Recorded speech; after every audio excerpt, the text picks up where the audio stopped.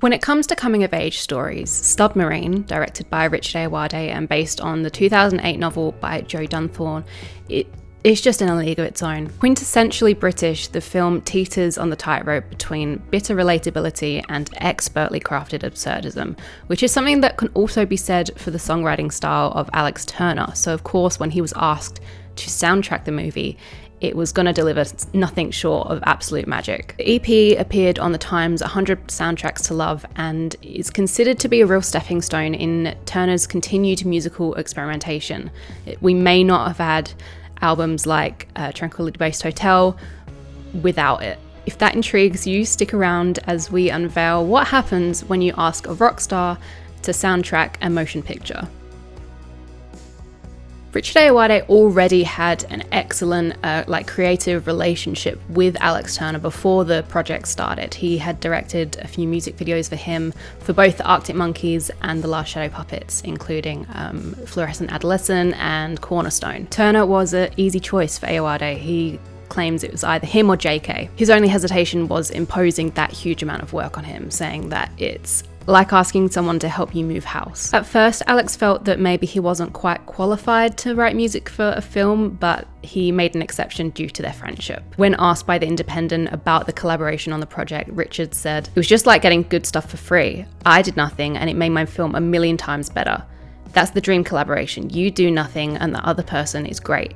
That's how I want every film to be from now on." Alex's music was the thing that I worried about least. Initially, the soundtrack was actually just going to be covers that Alex sort of put his signature spin on. Richard really liked the Graduate soundtrack written by Simon and Garfunkel, or Cat Stevens' soundtrack for Harold and Maude. They even recorded some covers, including Fear is a Man's Best Friend and Big White Cloud by John Cale, I'm Not Saying by Nico, and How Deep is the Ocean by Irving Berlin. What I wouldn't give to hear those recordings. Alex, however, already had a few songs written that didn't really have any particular project attached to them, and upon hearing them, Richard decided that an original soundtrack was the way to go, and thus was born the triumph that is the Submarine EP. Written acoustically in his New York home in 2009, it was a real departure from his guitar-heavy work previously, and fell more in line with the Baroque pop-oriented sound of the Age of Understatement. And if you're interested in exploring what Baroque pop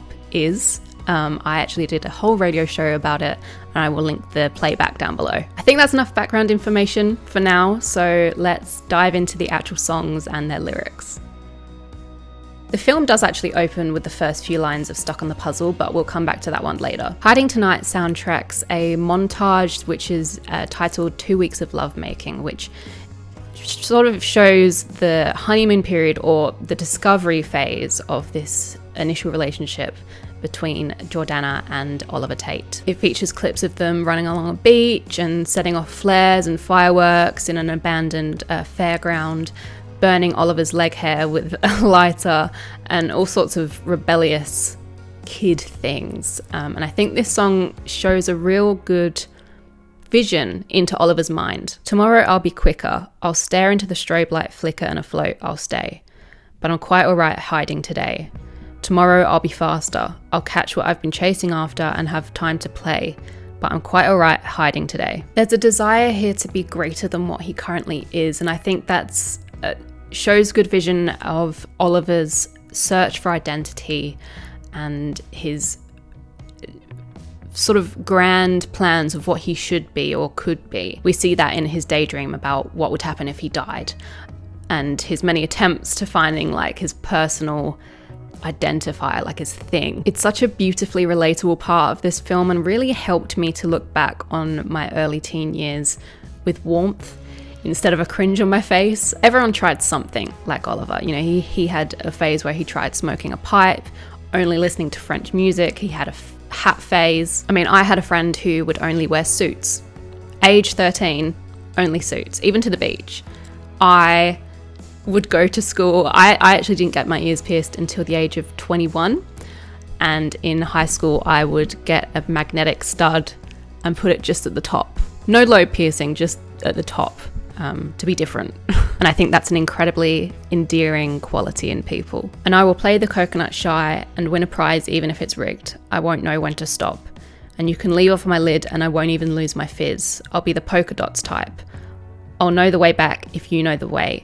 But if you are, I'm quite alright hiding today. There's this real dramatic perseverance to the lyrics, like they're trying to convince this person that they made the right choice by being with them because they're going to be so great. Just wait and see. You know, they're going to win them the prize at the fate no matter what. No one's going to stop them, and they'll be bold and someone that is visible and something to be compelled by. But really, they would just like to slip into the quiet with this person and feel small and cared for.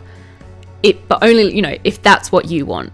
You know, I'll probably swim through a few lagoons, I'll have a spring in my step, and I'll get there soon to sing you a happy tune tomorrow. I just really love that first line. It's so Alex Turner taking something that is, you know, a sort of well-known phrase, swimming 1,000 oceans, and turning into, you know, just a few lagoons. It's so Alex Turner, but it's also so Oliver Tate, who is this boy that can be so realistic and so unrealistic at the same time. And you better bring a change of clothes so we can sail our laughing pianos along a beam of light, and I'm quite alright hiding tonight. The song ends with this whimsical, childlike vision that doesn't really make sense, but it sounds romantic either way. I think laughing pianos may be a spin on like the phrase tickling the ivories, but I could be wrong. It really does sum up this whole dreamlike montage so well. Glass in the Park plays shortly after Jordana tells Oliver that her mum has a brain tumour. Battling with both the fact that his mum might be having an affair with the ninja neighbour and also just general teenage awkwardness, Oliver doesn't quite know how to be there for her, but wants to be nonetheless. One very misguided way that he decides to support her is he decides to kill her dog after finding out that the loss of a pet can help later on with the loss of a family member. Luckily, well, not luckily, but the dog gets hit by a train before he has the chance to poison it. This song expands on the slightly odd ways that you can show care for someone in a relationship where vulnerability might be a bit of a challenge. If there's glass in the park, darling, I can't help but keep making appointments to sweep beneath the climbing frame.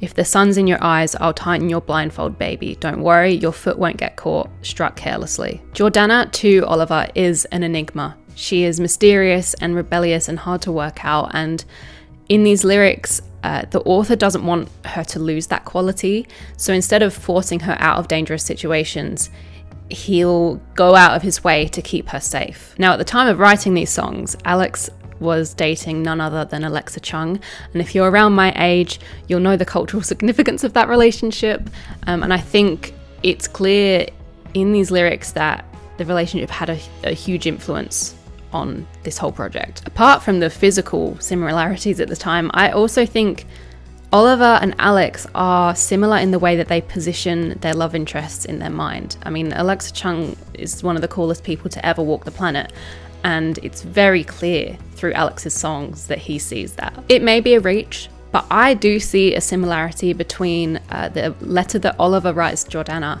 and the letter that the infamous letter that Alex wrote Alexa. Dear Jordana, thank you for letting me explore your perfect body. I could drink your blood. You're the only person I would allow to be shrunk down to microscopic size and swim inside me in a tiny submersible machine. We've lost our virginity, but it wasn't like losing anything. You're too good for me, you're too good for anyone. Sincerely, Oliver. My mouth hasn't shut up about you since you kissed it. The idea that you may kiss it again is stuck in my brain, which hasn't stopped thinking about you since, well, before any kiss. And now the prospect of those kisses seems to wind me like when you slip on the stairs and one of the steps hits you in the middle of the back. The notion of them continuing for what is traditionally terrifying forever excited me to an unfamiliar degree. Alex Turner's love letter to Alexa Chung. And when you say that you need me tonight, I can't keep my feelings in disguise, and the white parts of my eyeballs illuminate, and I'll wait for you as if I'm waiting for a storm to stop. I've heard them talk about how I'm going to put you off. Jordana is a cool girl, as is Alexa, and his inability to hide his feelings might push her away or give her the ick, so to speak. And there's a possibility there that people think he's not good enough for her, which sits well with the letter that Oliver writes. Tell me, how can I put you off when you're a matter of urgency?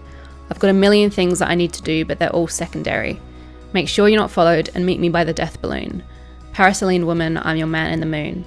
and like a grain of diamond dust you float, and my devotion's outer crust cracks. A lot of references to the moon here. I think that might be what Death Balloon is, but let me know if you have other thoughts. Hiding Tonight sort of spoke about wanting to procrastinate from his goals to be with her, but now there's this shift in this song where she is the goal and he can't possibly procrastinate because he's so devoted. Paraselene is like a bright spot in the sky. It's like a reflective halo surrounding the moon. So her being the Paraselene woman and him being the man in the moon infers that she surrounds him, she encompasses his whole life, and wherever she shines, he is there in the background, not so visible, but always there, just devoutly. The sad twist in the end, though, is that he has looked after her so well that she forgets what danger is and floats away.